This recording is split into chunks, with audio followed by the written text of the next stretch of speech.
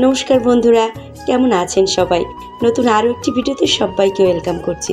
সকালবেলায় ঘুম থেকে উঠেই দেখছি দিদিভাই সবজি খেতে চলে আসছে। এখানে কি সুন্দর রাঁধুনি লাগিয়েছে, দেখেন ফুল বেরিয়েছে, বেশ ভালো লাগছে দেখতে।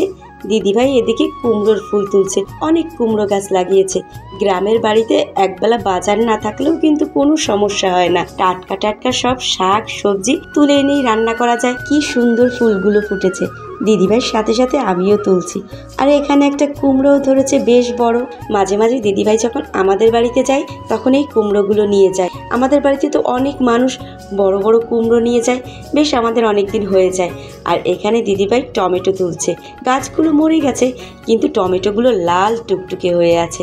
সকাল সকাল এত সুন্দর ফুলগুলো তুলতে আমারও বেশ ভালো লাগছে।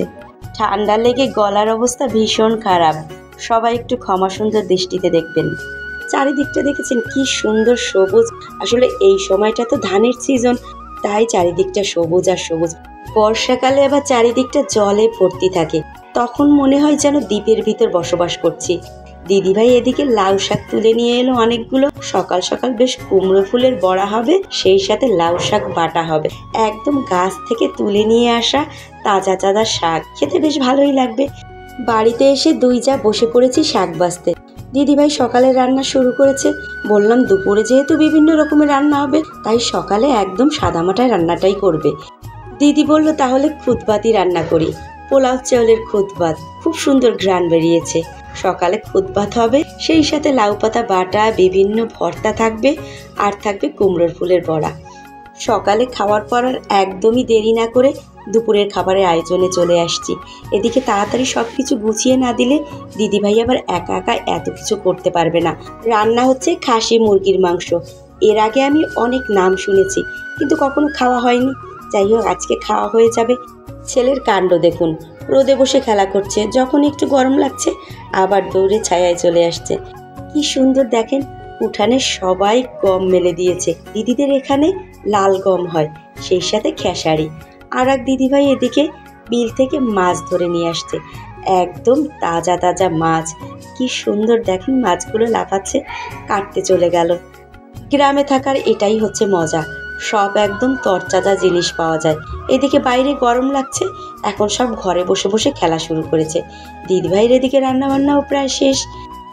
বিকাল নাগাদ আমার বড় যা, মেজ ননদ, ননদ জামাই ওরাও সকলে চলে আসছে। আর তাই তো সকলে মিলে বেরিয়ে পড়েছি গ্রাম ঘুরতে। বিকেলে বেশ হাওয়া দিচ্ছে, সেই সাথে রোদের তাপটাও নেই, হাঁটতে বেশ ভালোই লাগছে। আর চারিদিকটা শুধু সবুজ আর সবুজ। দিদিভাইদের এখানে যেহেতু বিলের ভিতরে বাড়ি, মাঝে চারিদিকটা বিলের জমি, আর মাঝে 7-8টা ঘর মিলে এক একটা গ্রাম।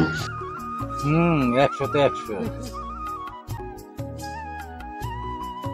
উনি হচ্ছে আমার মেজ ননদ জামাই, দারুণ মজার মানুষ। 3 শালা বউকে নিয়ে ঘুরতে বেরিয়েছে। বেশ অনেকটা পথ হাঁটতে হাঁটতে চলে এলাম। আবার সকলে মিলে কবে আসবো তা তো বলতে পারি না, তাই সকলে মিলে হাঁটছি, খুব মজাই লাগছে।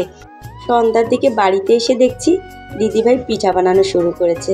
সাজ পিঠা, দিদিভাই খুব সুন্দর পিঠা বানাতে পারে। বেশ গরম গরম পিঠা, সেই সাথে মাংস। রাতের আয়োজন চলছে।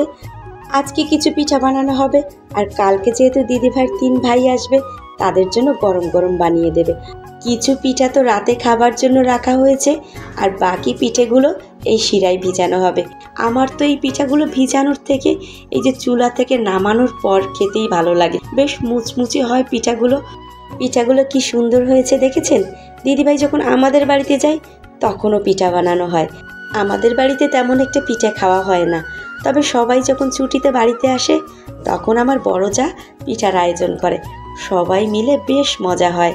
আমি তো চুলোর পিঠে বসে বসে বেশ অনেকগুলো পিঠে খেয়ে ফেলেছি। আজ তবে ভিডিওটা এখানেই শেষ করছি। নতুন ভিডিও নিয়ে খুব শীঘ্রই দেখা হবে। সে পর্যন্ত সবাই ভালো থাকবেন, সুস্থ থাকবেন। আর ভিডিওটি কেমন লেগেছে কমেন্ট করে জানাতে ভুলবেন না। ভালো লাগলে অবশ্যই সাথেই থাকবেন। আজ তবে চলে যাচ্ছি, শুভরাত্রি।